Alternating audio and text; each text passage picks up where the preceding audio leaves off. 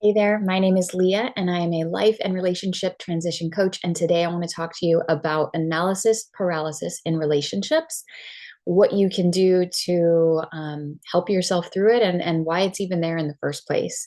So, if you've ever found yourself in a position where you're analyzing, every little communication or non-communication that's happening, and maybe you're thinking too long about what you should say next, and it's preventing you from actually being authentic and real in your communication, in your relationships, then this video is for you.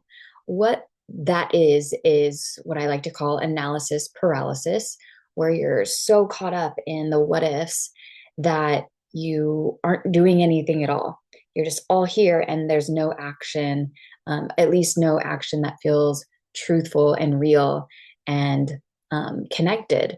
So, what does this stem from? This stems from a fear of rejection. We don't want to say the wrong thing and then potentially be turned away. It's fear of vulnerability. We don't want to expose ourselves and then get hurt in the end. It's also fear of maybe, getting it wrong and appearing like we don't know what we're doing.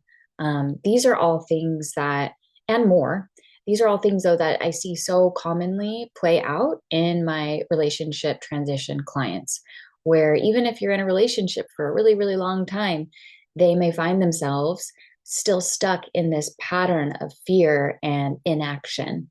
So, how do we get out of that? How do we open ourselves up to dating or open ourselves up to the partner that we already have?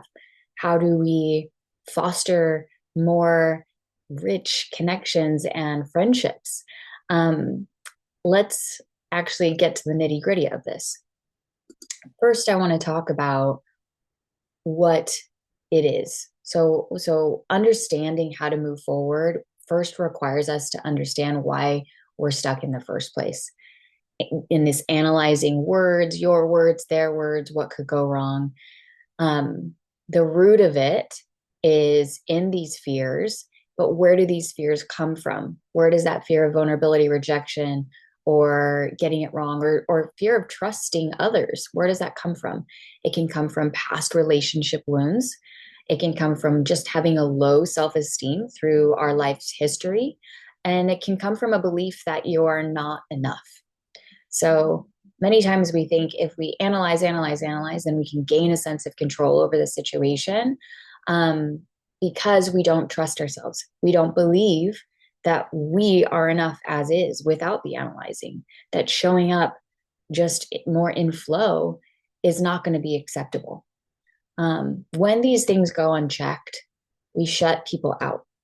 And the beauty of that is that we can't get hurt. So the shedding of people out is actually, a defense mechanism, but also we shut ourselves out to receiving love and receiving true connection, true, relationship to others and the world around us and to ourselves.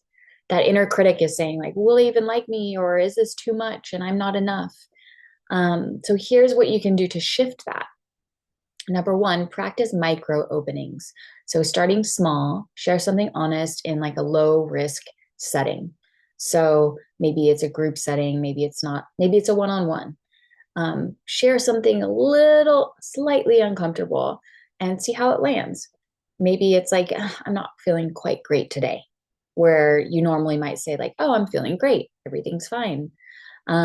This helps your body and your nervous system to start to acclimate to what openness and connection can feel like.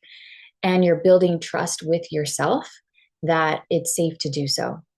Number two thing that you can do is separate from your inner critic. So naming that inner critic, that voice that says you're too much or not enough.